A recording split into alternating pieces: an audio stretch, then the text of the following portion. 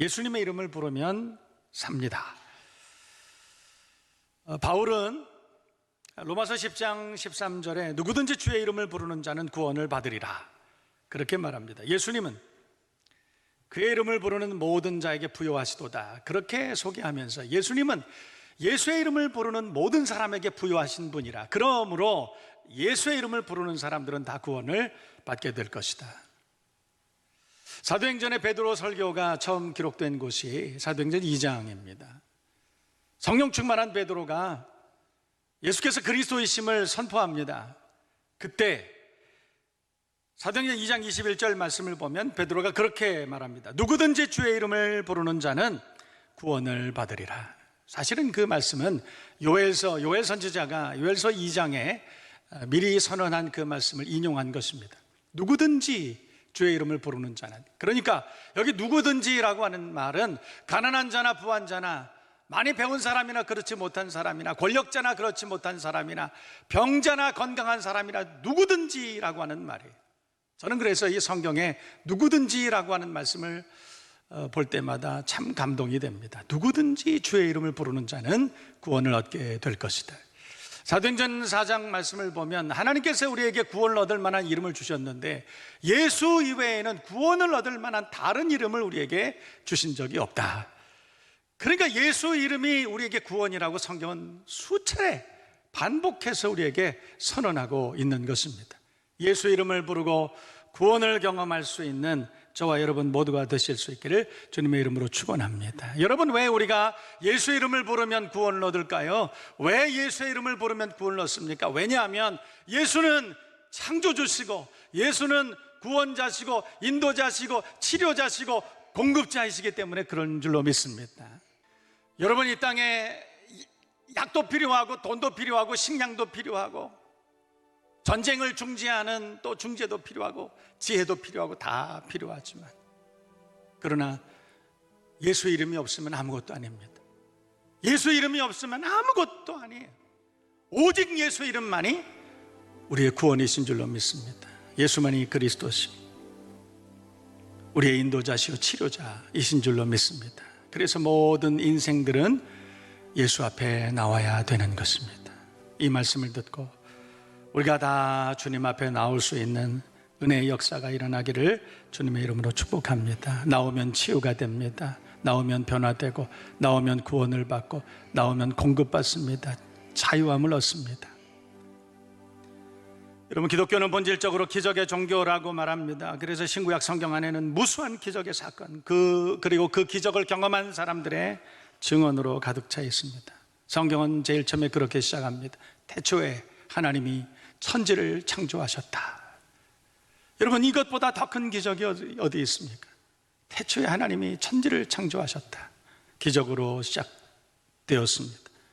우리는 이해할 수 없지만 죽은 자를 살리시고 병든 자를 일으키시고 열방을 통해 한 방울 물과 같이 여기시고 없는 것을 있는 것 같이 부르시는 그분이 바로 우리 주님이신 줄로 믿습니다. 그 예수님을 바라보고 믿음으로 살고 기적의 드라마를 쓰면서 인생을 살아가는 하나님의 자녀들 다 되시기를 주님의 이름으로 다시 축복합니다. 오늘 본문에는 12살 먹은 소녀가 죽었다 살았다, 이 말씀이 기록되어 있습니다. 마가복음 5장이죠. 예수께서 그리스도 되심을 확신한 어떤 아버지가 딸의 죽음을 주님께 의탁하고 끝까지 주님을 신뢰하고, 그래서 그 12살 먹은 딸이 죽었다가 살아났다는 그 기사가 오늘 성경에 기록되어 있습니다. 줄거리는 그렇습니다. 한 소녀가 죽었다는 것이, 여러분, 죽음은 나이 많은 사람들에게만 찾아오는 것이 아닙니다. 청년에게도 찾아오고 오늘 성경과 같이 어린 소녀에게도 찾아올 수 있습니다. 12살 먹은 소녀, 그가 죽었다. 그때 성경을 보면 예수님께서 그에게 찾아가셨고 그리고 말씀하셨습니다. 오늘 성경 보면 달리다 쿰 그랬습니다. 달리다 쿰, 아람 말이죠. 그때 당시에 고대 근동 지방은 아람 말을 많이 사용했던 것 같습니다. 예수님께서도 달리다 쿰, 소녀야 일어나라. 그때 죽었던 소녀가 일어났다. 이것이 오늘 성경 줄거리입니다.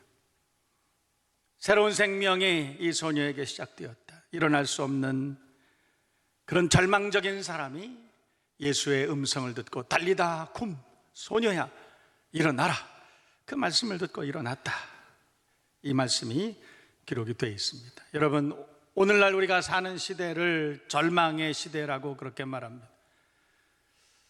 세상을 연구하고 있는 어떤 사회학자도, 또 어떤 경제학자도, 어떤 사람도, 어떤 기업인도 미래를 예측할 수 없는, 그리고 늘 한숨을 쉴 수밖에 없는 절망의 시대, 우리는 그 시대를 살아가고 있습니다. 노인이나 젊은이나 어린아이나 할 것 없이 모두가 기력을 잃고 소망을 잃어버리는 그런 시대, 그리고 다시 일어날 힘이 없는 그런 시대를 우리가 어쩌면 살아가고 있는지도 모릅니다.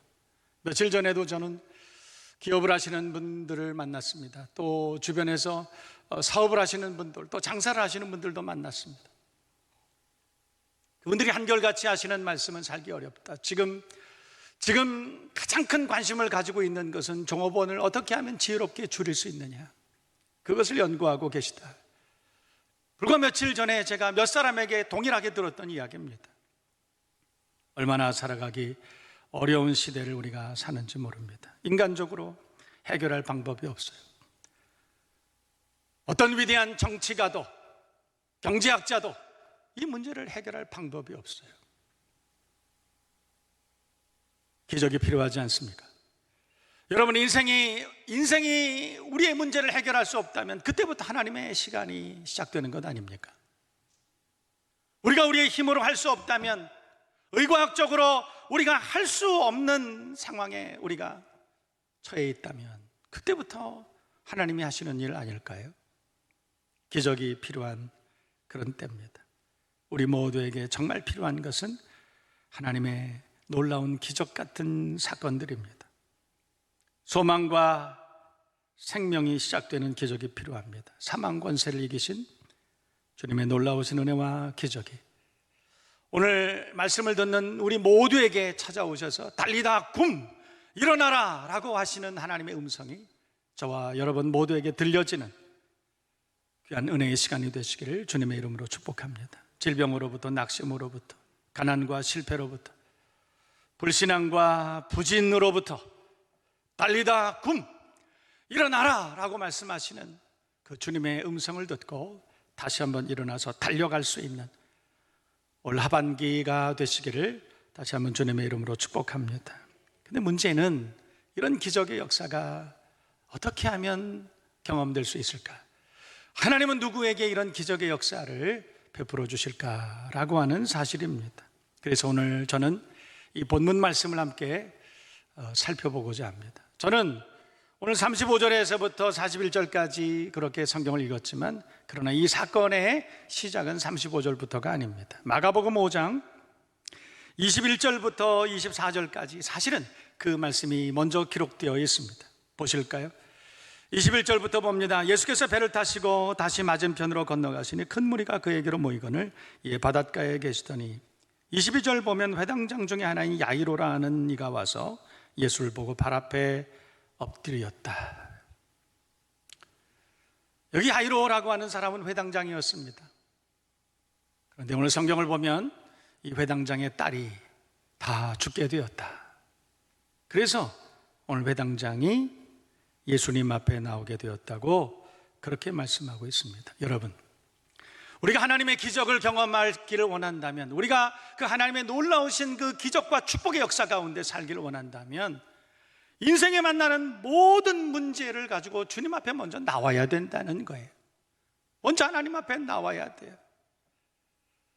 우리가 살아가면서 수도 없는 많은 문제들을 만납니다. 그런데 그 문제를 만날 때마다 고민합니다. 골방에 틀어박힙니다. 두려워합니다. 이 문제를 도와줄, 혹시 내 주변에 어떤 사람이 있을까 찾아다닙니다. 그런데 아니에요. 그렇지 않습니다. 사람은 그 문제를 함께 풀어갈 수 없어요. 해결할 능력 없어요. 하나님이 하시는 것입니다. 그래서 우리가 하나님 앞에 나와야 되죠. 그래서 어떤 문제, 어떤 고난, 어떤 기도의 제목이 있다 하더라도 여러분 성전으로 나오세요. 아무도 없는 성전에 찾아 나오세요. 그리고 하나님 앞에 무릎을 꿇으세요. 여러분이 성전에 나오시기 전에 하나님의 성령은 먼저 성전에 충만하게 임재하시고 여러분보다 먼저 하나님의 성전에 임재해 주셔서 그래서 여러분이 나올 때 여러분을 환영해 주시고 아프겠구나, 힘들었겠구나 만나주시고 우리를 격려해 주시고 선한 소원 가운데 응답해 주시는 좋으신 하나님이신 줄로 믿습니다. 교회에 보면 수많은 기도의 처소들이 있습니다. 기도방도 있습니다. 그 방들이 텅텅 비어있게 하지 마시고 하나님 앞에 나와서 기도할 수 있는 저와 여러분 모두가 되시기를 주님의 이름으로 축복합니다. 우리가 하나님 앞에 기도하면 우리 주님께서는 반가이 맞아주시고 우리의 선한 소원 기도의 제목에 낱낱이 응답해 주시는 좋으신 하나님이신 줄로 믿습니다. 우리가 하나님 앞에 기도하면 우리의 기도가 하나도 땅에 떨어지지 아니하고 하나님의 보좌 앞 금단에 상달되는 아름다운 향연 되게 해주셔서 그 기도를 받으시고 그리고 천군 천사를 동원하셔서 그래서 그 기도의 손에 응답하시고 되었다 응답하시는 좋으신 하나님이신 줄로 믿습니다. 그러므로 모든 문제에 주님 앞에 나오는 것이 중요합니다. 오늘 성경 보면 이 회당장은 23절 말씀을 보면 회당장 중 하나인 야이로라 하는 이가 예수를 보고 발 앞에 엎드려서 간곡히 구했다. 하나님 앞에 나와서 기도했다. 그렇게 말씀하고 있습니다. 여러분 그 당시에 회당장이 있습니다. 뭐 쉽지 않은 그런 그 단어지만 시나고게, 페다고게 뭐 그런 것 있습니다. 그때 당시에 회당은 재판소기도 했고 학교기도 했고 예배당기도 했고 그랬습니다. 그래서 그 회당장은 참 높은 사람이었습니다. 그래서 모든 회당들마다 회당장뿐만 아니라 관리들이 10여 명이 있었다고 합니다. 좀 큰 회당에는 이런 회당장이 3분 정도 있었던 그런 큰 회당도 있었다 그렇게 말합니다. 회당장은 높은 사람이었죠. 지식인이었습니다. 그런데 오늘 성경을 보면 이 회당장이 예수님의 무릎 앞에 왜 예수님 앞에 나와서 무릎을 꿇었다 그렇게 말합니다. 간곡히 부탁을 했다 그렇게 말해요. 사회적인 명예가 있었고 지식도 있었고 사회적 존경도 따르고 있었고 그런 사람이 예수님을 찾는다는 것이 그렇게 쉽지 않은 일입니다. 뿐만 아니라 오늘 성경을 보면 발 아래에 엎드렸다 그렇게 말해요. 발 아래에 엎드렸다. 어떻게 그럴 수 있을까? 쉬운 일이 아니죠. 사실은 여러분 고난이 우리에게 그렇게 부정적인 의미로 우리가 그렇게 해석하고 있지만 사실은 그렇지 않아요. 청교도들은 고난은 위장된 축복이라 그렇게 말하기도 합니다. 이 회당장이 그 딸의 그 절체절명의 그런 위기가 아니었다면 우리 예수님 앞에 나와서 무릎을 꿇고 그럴 수 있었을까요? 저는 오래전에 그런 경험한 적이 있습니다. 제게도 딸이 있습니다. 막내 딸이 있는데 오래전입니다. 밤에 어찌어찌해서 밖에서 부스럭거리는 소리가 나서 자다 말고 제가 깨러 나갔어요. 그랬더니 딸아이가 거실에 있는 소파에 몸을 동그랗게 말고 굉장히 힘들어해요. 막 신음소리가 나요. 그래서 깜짝 놀라서 가봤더니 식은땀이 뭐 줄줄 흐르고 있습니다. 그래서 머리를 이렇게 손을 대보니까 막 난리가 났습니다. 왜 그래? 막 울고 있어요. 왜 그래? 왜 그래? 너무 힘들고 너무 아픈 거예요. 제가 볼 때는 급체했던 것 같습니다. 식은땀이 나고 뒹굴고 있어요. 그때 정신이 없었습니다. 정신이 홀딱 나간 것 같아요. 아빠의 마음이 그런 것 아니에요?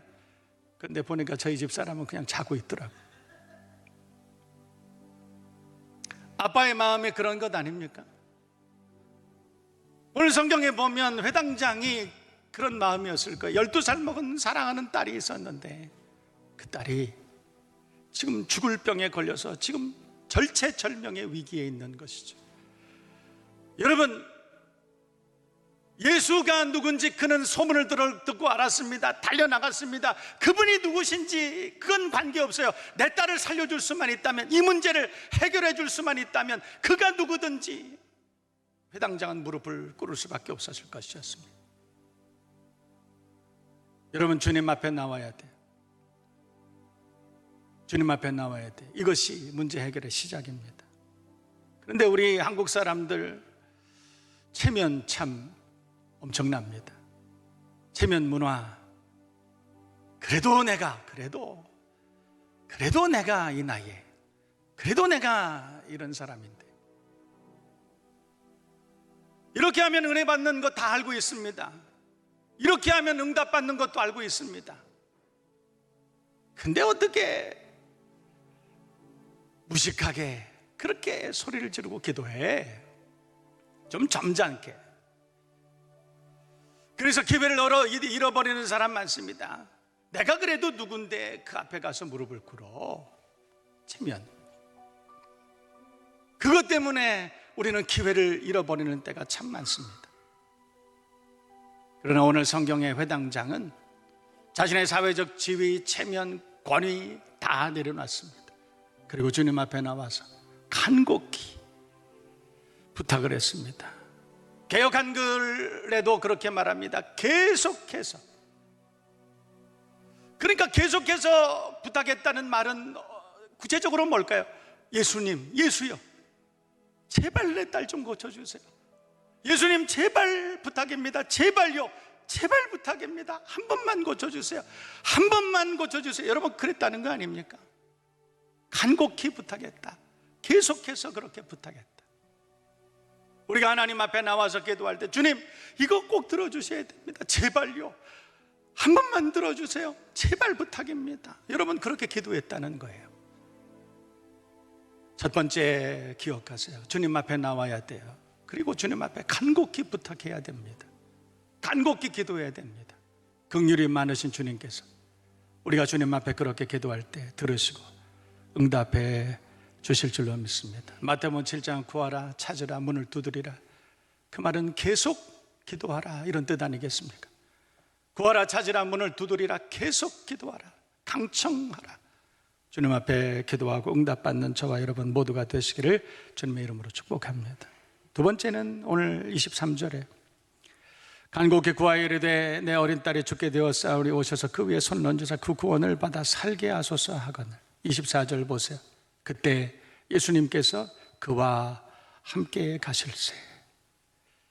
저는 이 말씀이 너무 감사해요. 회당장이 아뢰었습니다. 주님 고쳐주세요. 내 딸이 죽게 되었습니다. 고쳐주세요. 그랬더니 24절 보니까 예수님께서 그들과 함께 가셨다. 여러분, 예수님과 함께 걷는 것이 얼마나 중요한지 모릅니다. 예수님과 함께 걷는다, 동행이라고 하는, 할라크라고 하는 말은 주님과 함께 산책하다, 이런 뜻이에요.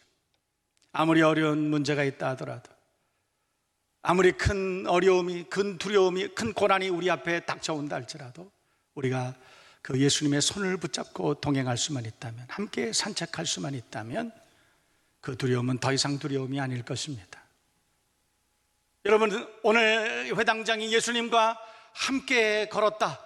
그때 예수님과 함께 걷고 있었지만 그 문제는 해결된 것이 아니에요. 우리가 하나님께서 우리에게 베풀어 주시는 놀라운 은혜와 기적의 역사를 경험하기를 원한다면 우리가 기억해야 될 두 번째가 있습니다. 아직 문제가 해결되지 않았다 할지라도, 아직 그 문제가 여전히 나를 괴롭히고 여전히 나를 두렵게 하고 있다 할지라도 주님과 계속 함께 걸을 수 있는 여러분 되기를 주님의 이름으로 축복합니다. 포기하지 말고 지치지 말고 주님과 함께 걸을 수 있는, 끝까지 주님을 소망하고 희망하고 걸을 수 있는 저와 여러분 모두가 되실 수 있기를 주님의 이름으로 축복합니다. 세 번째는 오늘 35절 본문 말씀에 함께 보시겠습니다. 아직 말씀하실 때에 회당장의 집에서 사람들이 와서 가로되 당신의 딸이 죽었나이다. 어찌하여 선생 더 괴롭게 합니까? 주님과 함께 걷고 있는데, 다시 말해서 여전히 나는 하나님께 희망을 두고 그리고 하나님 앞에 기도하고 있는데, 기도의 제목을 가지고 40일을 작정하고 100일을 작정하고 그렇게 하나님 앞에 기도하고 있는데, 이 말이에요. 그렇게 기도하고 있는데 청천벽력 같은 소리가 들려왔습니다. 그렇게 하나님 앞에 뜨거운 마음으로 기도하고 있었는데 딸이 죽었다, 이 소식을 들은 거예요. 딸이 죽었다. 철저한 절망에 보고 희망이 사라진 것입니다. 오늘 38절 이하의 말씀을 보면 장례식 광경이 기록이 되어 있습니다. 회당장의 집에 함께 가서 사람들이 떠드는 것과 울며 심히 통곡하는 그런 모습을 본 거예요. 39절 보세요. 시끄럽게 떠들고 있었다. 복잡하게 소요하고 있었다. 왜요? 여러분, 당연한 것 아닙니까? 연세가 많으신 분이 돌아가신 것도 아니고 그 사랑스러운 12살 먹은 여자아이가 죽은 거예요. 그러니 온 집안이 떠들고 혼화하고 지금 난리가 난 것입니다. 통곡 소리가 여기저기 들리고 있었다. 그런데 오늘 36절에 참 놀라운 말씀이 기록되어 있습니다. 보세요. 예수께서 그 하는 말을 곁에서 들으시고 회당장에게 뭐라고 말씀하셨냐면 두려워 말고 믿기만 하라. 지금 이미 다 끝났는데, 상황은 종료됐는데 예수께서 하신 말씀은 두려워하지 말고 믿기만 하라, 그렇게 말씀하셨다는 거예요. 계속해서 그 믿음을 저버리지 않는다면 너에게도 기적의 사건이 일어날 수 있다라고 그렇게 말씀한 것입니다. 세상 사람들은 다 끝났다고 했습니다. 이제 소망이 없다고 했습니다. 그런데 예수님께서 저와 여러분에게 말씀하신 것은 믿기만 하라, 두려워하지 말고 실망하지 말고 믿기만 하라, 그렇게 말씀했다는 것이에요. 여러분, 최후의 절망, 마지막 절망, 그게 뭡니까? 그건 죽음이 아니에요. 최후의 절망은 믿음이 사라지는 것입니다. 믿음이 사라지는 거예요. 동일한 죽은 자를 살리신 사건이 요한복음 11장에도 있습니다. 예수님의 친구 나사로 얘기죠. 마르다와 마리아가 자기 동생이 죽어가는 것을 봤습니다. 그리고 이미 죽은 사건을 경험했습니다. 그때 예수님께서 요한복음 11장에 보면 여러분이 잘 알고 계시는 놀라운 사건을, 놀라운 말씀을 선포하셨습니다. 나는 부활이요 생명이니 나를 믿는 자는 죽어도 살겠고 무릇 살아서 나를 믿는 자는 영원히 죽지 아니하리니 이것을 내가 믿느냐. 영원히 죽지 아니하리니 여기서 끝난 것이 아니라 예수님은 계속해서 말씀합니다. 이것을 내가 믿느냐. 그리고 요한복음 11장 그 이후에 또 말씀하십니다. 너희가 믿으면 하나님의 영광을 보리라. 이것을 너희가 믿느냐? 너희가 믿는다면 하나님의 영광을 보게 될 것이다. 여러분, 우리가 살아가고 있는 현실이 아무리 사망과 같은, 죽음과 같은 현실이라 할지라도, 이미 다 끝난 이야기라고 사람들이 말한다 할지라도 너희가 믿으면 하나님의 영광을 볼 것이다. 이것을 내가 믿느냐? 예수께서 그리스도이심을 믿고 예수께서 이 모든 상황 가운데 나를 구원해 주실 것이라는 사건을, 그 사실을 믿고 끝까지 여전히 하나님을 소망하고 믿을 수만 있다면 이것을 내가 믿느냐? 이것을 너희가 믿는다면 하나님의 영광을 보게 될 것이다. 우리의 현실이 죽은 소녀와 같은 현실일 수 있습니다. 모든 사람들이 실망하고 이제는 다 끝이라고 그렇게 얘기할 수도 있습니다. 그러나 여러분, 우리가 하나님의 기적을 여전히 기대하고 있다면 믿으시길 바랍니다. 죽은 자를 살리시고 없는 것을 있는 것 같이 부르시는 그 주님의 은혜를 기대하고 주님 앞에 다시 한번 우리가 흔들리지 않고 견고하여 하나님 앞에 기도할 수만 있다면 우리 하나님께서는 살려주실 것입니다. 구원해 주실 것입니다. 공급해 주실 것입니다. 치료하시고 변화의 역사가 우리 가운데 일어나게 해 주실 줄로 믿습니다. 이 말씀을 믿고 우리 남은 평생 주님만을 의지하고 그리스도 대신 예수의 이름을 부르고 살아가는 저와 여러분 모두가 되시기를 주님의 이름으로 축복합니다. 축원합니다.